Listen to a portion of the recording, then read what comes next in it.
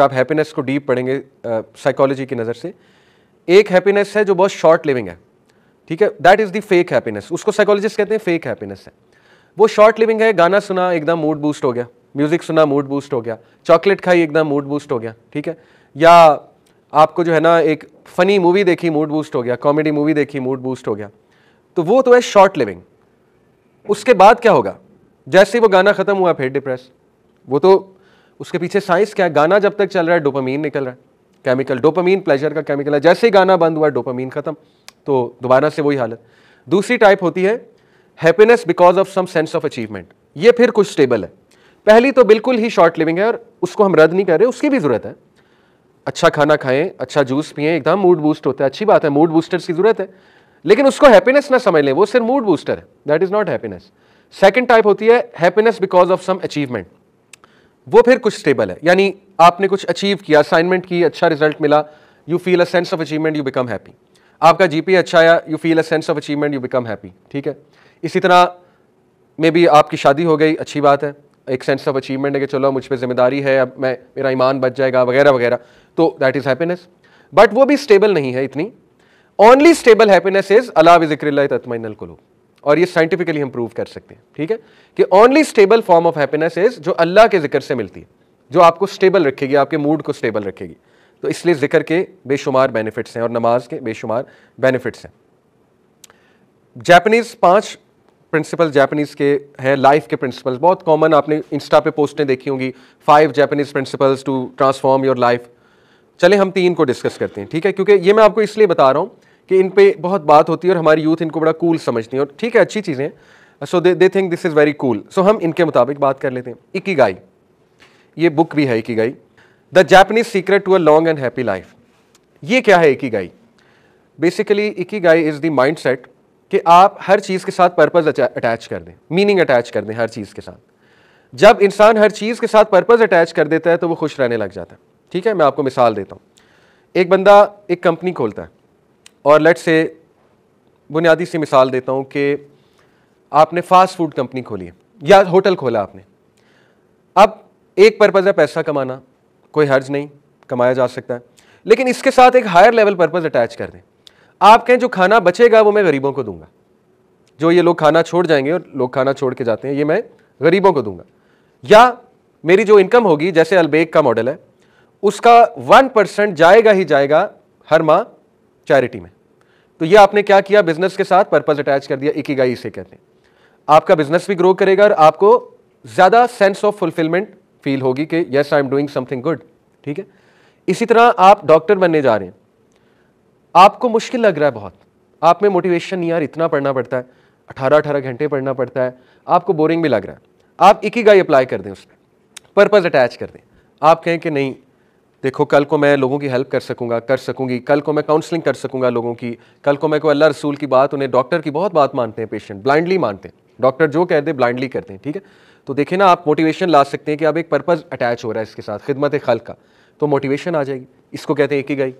इसी तरह आपने स्पोर्ट्समैन बनना है, आप उसके साथ कोई पर्पज़ अटैच कर दें, हाई लेवल पर्पज़ अटैच कर दें, ठीक है, कि मैं एक इन्फ्लुएंसर बनूंगा, इन्फ्लुएंसर बन के दीन की बात करूंगा, दीन का एम्बेसडर बनूंगा। हाशिम आमला, देखें उसने कोई दावत नहीं दी, उसका सिर्फ पिच पर बैठकर पानी पीना दावत थी, क्या ख्याल है?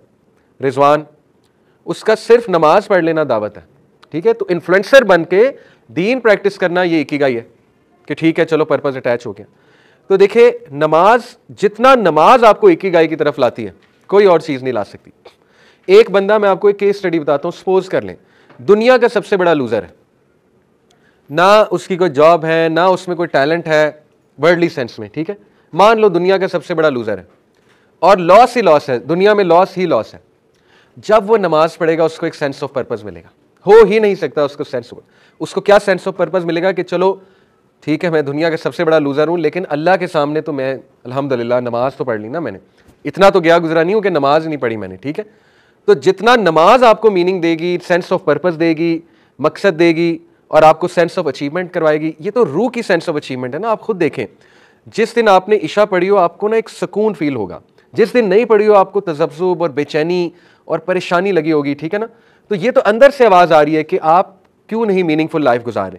तो देखें, नमाज आपको इकिगाई देता है और बहुत कमाल का देता है, ये पहली चीज़। दूसरा काइजन। काइजन क्या है? काइजन प्रिंसिपल है make small changes for continuous improvement, this is kaizen.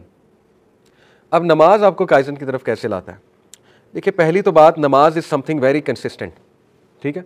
नमाज 5 बार पढ़नी है आपने, उसमें सूरह फातिहा इज समथिंग वेरी कंसिस्टेंट। 17 बार सूरह फातिहा आपने पढ़नी है, अगर सिर्फ फ़र्ज़ की बात की जाए, फ़र्ज़ रकात की, ठीक है, 17 बार। आप कॉन्टीन्यूस कुछ कर रहे हैं, काइजन लगा रहे हैं, वो कॉन्टीन्यूस का है नमाज या सूरह फातिहा और बाकी जो दुआएं आप कर रहे हैं, और वो कॉन्टीन्यूस चीज़ करने से, स्मॉल चेंजेस करने से ज़िंदगी में एक बेहतरीन इंप्रूवमेंट आ रही है आपके मूड में, आपके तज़किया में, आपकी ओवरऑल लाइफ के जितने भी इश्यूज़ हैं उसके अंदर। तो नमाज काइजन अच्छा खासा आपकी ज़िंदगी में काइजन प्रिंसिपल को भी अप्लाई करती है नमाज, ठीक है। You improve constantly. हाउ? आप साइड बैठे हुए, डिप्रेस बैठे हुए, वुजू करेंगे, बूस्ट हो जाएंगे, इंप्रूव हो जाएगा मूड, कांस्टेंट इंप्रूवमेंट है, ठीक है। दोबारा डाउन जाएंगे, दोबारा वुजू करेंगे, अगली नमाज का वक्त हो गया, दोबारा इंप्रूव कर जाएंगे। खुदा ना खास्ता कोई गुनाह हो गया, गुनाह करने के बाद नमाज का वक्त हो गया, चांस आ गया कि नहीं गुनाह माफ़ करवाने का, तो इंप्रूवमेंट आ गई, ठीक है। इसी तरह किसी हराम में पड़े हुए हैं, समझ नहीं आ रही कैसे निकलना है, नमाज का वक्त हो गया, निकलने के चांसेस आ गए, अल्हम्दुलिल्लाह। तो ये काइजन लगता जा रहा है नमाज के थ्रू, ठीक है। Small changes with continuous improvement. तीसरा, शूहारी। शूहारी क्या है? Learning and mastery. Shuhari basically उस्ताद शागिर्द के दरमियान एक प्रिंसिपल है। वो क्या है कि उस्ताद आपको चीज़ सिखाता जाता है, आप उसको प्रैक्टिस करते जाते हैं, और प्रैक्टिस मेक्स परफेक्ट। प्रैक्टिस कर करके you learn the skill and then you become the उस्ताद, ठीक है, यू बिकम द मास्टर। अब आप इसको नमाज को गौर करें, नमाज शूहारी आपको कैसे सिखा रही है? नमाज से आप स्ट्रेस मैनेजमेंट सीख सकते हैं, सेल्फ कंट्रोल मास्टर कर सकते हैं, ठीक है। नमाज से आप एंगर मैनेजमेंट सॉल्व कर सकते हैं, नमाज से आप डिसिप्लिन रूटीन बना सकते हैं, नमाज से आप टाइम मैनेजमेंट मास्टर कर सकते हैं, नमाज से आप माइंडफुलनेस मास्टर कर सकते हैं, नमाज से आप सेल्फ कंट्रोल मास्टर कर सकते हैं। आप मुझे साइकोलॉजी के सारे स्किल्स बताएं, मैं आपको साबित करके दिखाऊंगा कि नमाज ये सारे स्किल्स मास्टर कराती है। Time management, I will prove to you, नमाज टाइम मैनेजमेंट मास्टर कराती है। Discipline, the art of setting a routine, नमाज सेट कराती है।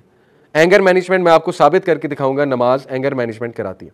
स्ट्रेस मैनेजमेंट, आज साबित करेंगे, स्ट्रेस मैनेजमेंट नमाज कराती है, ठीक है। लेकिन ये सब मेन एम नहीं है, मैं क्लैरिफाई बार बार करता हूँ। मेन एम क्या है? नमाज अल्लाह की मोहब्बत में पढ़नी है, और नमाज के पीछे तड़प होनी चाहिए कि मेरी अपने रब से मुलाकात हो रही, ये मेन एम है। ये फ़वाइद हम इसलिए बता रहे हैं कि आज की नौजवान नस्ल को कम से कम थोड़ा खोल कर बयान किया जाए कि अल्लाह ने कितने बड़े बड़े एहसानात हम पर किए हुए और हमें रियलाइज़ नहीं होता। ओके, तो शूहारी यहाँ पे लगता है। अच्छा जी, ये एक ग्राफ है, इस ग्राफ को बेसिकली कहा जाता है एलोस्टेसिस लोड, ठीक है। ये एलोस्टेसिस लोड जो है ये क्या है? It is our psychological capacity to handle stress. अगर आप में से किसी ने फिजिक्स पढ़ी है तो उसमें यंग मॉडुलस नहीं एक होता है, ये स्ट्रेस का जो टॉपिक है उसमें एक चीज़ होती है, मेरे जहन से अचानक ही निकल गई, लिमिट ऑफ प्रोपोर्शनैलिटी। हाँ, लिमिट ऑफ प्रोपोर्शनैलिटी। उससे पहले पहले आपको पता है लिमिट के बाद क्या होगा कि डिफॉर्म हो जाएगा वो स्प्रिंग, ठीक है। उससे पहले पहले जो है वो इलास्टिक है और उसके बाद वो डिफॉर्म हो जाएगा, फिर फ्रैक्चर पॉइंट भी होता है। इसी तरह ये ग्राफ है परफॉर्मेंस और वर्सेस स्ट्रेस लेवल का। स्ट्रेस लेवल एक्स एक्सिस पे, परफॉर्मेंस वाई एक्सिस पे, ठीक है। अब देखिए, लो से हाई स्ट्रेस तब होता है जब परफॉर्मेंस भी पीक पर जाती है। जैसे जब ऑप्टिमम लेवल पे परफॉर्मेंस है इंसान की तो स्ट्रेस भी उसका बहुत हाई है, ठीक है, एक्स एक्सिस पे स्ट्रेस है। लेकिन ऑप्टिमम लेवल के बाद जब वो अपनी पीक रीच कर जाएगा और कोई ब्रेक नहीं लेगा, या कोई लेट से अपना तज़किया नहीं करेगा, या कोई रिलैक्स नहीं करेगा, तो फिर एग्जॉस्शन होगी, बहुत एग्जॉस्ट होगा, ब्रेकडाउन होगा और फिर ओवरलोड आएगा, ठीक है। तो देखिए, मैंने अंदाज़ा लगाया है हमारी ज़िंदगियों में 90% मसाइल स्ट्रेस की वजह से। लोगों को असल में ये पता नहीं लग रहा होता, वो स्ट्रेस होता है, हिडन स्ट्रेस होता है, अनकॉन्शियस में चला जाता है वो stress. They are not able to identify but that is actually stress. वही डिप्रेशन कॉज कर रहा होता है, वही एंग्जाइटी कॉज कर रहा होता है। वो स्ट्रेस किसी भी चीज़ का हो सकता है, पढ़ाई का हो सकता है, मल्टीपल रोल्स का हो सकता है, ठीक है, जैसे मदर्स हैं उनके आजकल मल्टीपल रोल्स हैं, इसी तरह जॉब का हो सकता है, वगैरह वगैरह। तो देखिए, ये ग्राफ दिखाने का मकसद आप लोगों को ये है कि अल्लाह ताला ने अल्हम्दुलिल्लाह हमें ऑलरेडी वो गिफ्ट दे दिया है जिससे हम अपना स्ट्रेस रिलीज़ करा सकते हैं। जब आप ऑप्टिमम लेवल को रीच कर जाएं, वुज़ू करें, चाहे नमाज का टाइम नहीं भी है, नफल पढ़ लें, आप यकीन करें आप रिचार्ज हो जाएंगे अल्हम्दुलिल्लाह। अल्लाह ताला ने ये उसकी मूवमेंट ऐसी हैं, उसमें अल्फाज ऐसे हैं। देखिए ना, वो जो रुकू है, वो जो सजदा है, वो एक मूवमेंट भी तो है ना। तो कभी आप सोचें उस मूवमेंट पे भी कि उसके मेडिकल बेनिफिट्स कितने। फिर जब आप सजदा करते हैं तो अगर साइंटिफिकली इफ़ आई टेल, तो एक तो वी डू नॉट नो कि काबा किबला रुख होकर जब हम सजदा करते हैं तो पता नहीं हम कौन सी एनर्जी गेन कर रहे हैं ग्राउंड से, ठीक है, या क्या रिलीज कर रहे हैं अपने माथे से। देखें इलेक्ट्रॉन्स, आपको पता है कि ग्राउंड जब हम करते हैं किसी चीज़ को, इलेक्ट्रॉन्स अर्थ में जाते हैं, हम इलेक्ट्रॉन्स को गेन करते हैं, स्टैटिक इलेक्ट्रिसिटी का जो टॉपिक है, ठीक है। तो ये तो इसके इतने सीक्रेट्स हैं। एक डॉक्यूमेंट्री है सीक्रेट्स ऑफ काबा, यूट्यूब पे, सीक्रेट्स ऑफ काबा, वो आप देखिएगा। काबा जिस जगह है ना, सुभान अल्लाह, एक तो वो अर्थ का सेंटर बनता है ज्योग्राफिकली स्पीकिंग। उसके बाद सबसे highest energy point scientifically proven है वो मक्का है, काबा है, highest energy point, positive energy point, ठीक है। अब पता नहीं इसमें क्या सीक्रेट है, किबला रुख होकर सजदा करना, किबला रुख होकर नमाज पढ़ना, वल्लाहु आलम, अल्लाह नोज बेस्ट। लेकिन मैं आपको सिर्फ ये बताना चाह रहा हूँ कि अभी इतने राज हैं जो हम पर खुले नहीं हैं। जब इंसान ऑप्टिमम लेवल पे रीच करे, आराम से नमाज पढ़े, सजदा करे, लंबा सजदा करे, आप देखें आपका स्ट्रेस कहाँ पे जाता है, आप देखें आपका गुस्सा कहाँ पे जाता है, लेकिन सजदा लंबा करना है, ये शर्त है, ठीक है। तो ये भी बहुत इंपॉर्टेंट फिगर है with regards to allostasis load. Allostasis load होता है कि जब बंदा ऑप्टिमम लेवल पे रीच कर जाए और उसके बाद फिर उसका डाउनफॉल चलता है। तो आप देखें कि एक बंदा कॉर्पोरेट वर्कर है, हॉस्पिटल में जॉब कर रहा है, या नर्स हैं या टीचर हैं। अब टीचर बोल बोल के थक जाता है, नर्स आपको पता है चक्कर लगा लगा के थक जाती है, एक कॉर्पोरेट वर्कर टेबल पे बैठ बैठ के थक जाता है, डेस्क जॉब है। अब अल्लाह ताला ने कितना ज़बरदस्त मैकेनिज्म दिया है, उठो, वुज़ू करो, मुंह पे छींटा मारो, नाक में पानी डालो, ठीक है। एक स्पिरिचुअल क्लींजिंग भी है, फिजिकल क्लींजिंग भी है। जाओ नमाज पढ़ जाके 15 मिनट लगाओ, जाके 10 मिनट लगाओ, जाके सजदा लंबा करो, दुआ करो अल्लाह सुब्हान ताला से। कितनी सेंस ऑफ सिक्योरिटी मिलती है, इमेजिन। एक तो सेंस ऑफ सिक्योरिटी मिलती है कि मेरी कोई हिफाजत कर रहा है, एक ये आपको फीलिंग आएगी कि रेस्ट अश्योर्ड मेरे मैटर्स को संभाल रहा है। दूसरा आपको सेंस ऑफ अचीवमेंट आएगी कि चलो जो भी है मैंने नमाज तो पढ़ ली ना, अल्हम्दुलिल्लाह, मैंने अपनी ड्यूटी जो ऑब्लिगेशन थी वो पूरी कर दी। तीसरा आपको लिटरली फील होगा आपका स्ट्रेस रिलीज हुआ है। तो इसीलिए अल्लाह सुब्हानहू तआला ने कहा या अय्युहल्लज़ीना आमनू इस्तईनु बिस्सब्रि वस्सलाह इन्नल्लाहा मअस्साबिरीन, ए लोगो जो ईमान लाए हो, सब्र और नमाज से ताकत पकड़ो। सीख हेल्प, इस्तईनु सीख हेल्प, और इसका मतलब ताकत भी होता है। देखो सब्र और नमाज से हेल्प सीख करो, इन्नल्लाहा मअस्साबिरीन, बेशक अल्लाह सब्र वालों के साथ है। सब्र और नमाज का आपस में क्यों जिक्र है, इसमें क्या आपको लगता है मैसेज है? देखिए एक तो ये मैसेज है कि नमाज में सब्र चाहिए। नमाज सब्र के बगैर तो पढ़ी ही नहीं जाती ना, अगर सब्र ही नहीं है वो तो नमाज ही नहीं है, अगर जल्दी जल्दी में पढ़िए, ठीक है। दूसरा ये है कि नमाज के लिए उठने के लिए भी सब्र चाहिए। अब देखे ना, एक बंदा है उसका दिल ही नहीं कर रहा तो सब्र करे, उठे, उठाए अपने आप को, यही तो सब्र है। एक बंदा उसको नज़र ही नहीं आ रहा मुझे फ़ायदा क्या होगा, ये भी सब्र है भाई, उठो, फ़ायदा हो ना हो उठो, दिस इज़ कॉल्ड सब्र, पेशेंस। एक बंदा मैच देख रहा है, पाकिस्तान इंडिया का चैंपियंस ट्रॉफी का फाइनल हो रहा है, सपोज नमाज का टाइम आ गया, जमात है, उठो, यही तो सब्र है। हाइलाइट्स देख लो, आज तो दौर हुआ है हाइलाइट्स लग जाती हैं यूट्यूब पे, ठीक है। तो this is what is meant by कि नमाज और सब्र से मदद पकड़ो।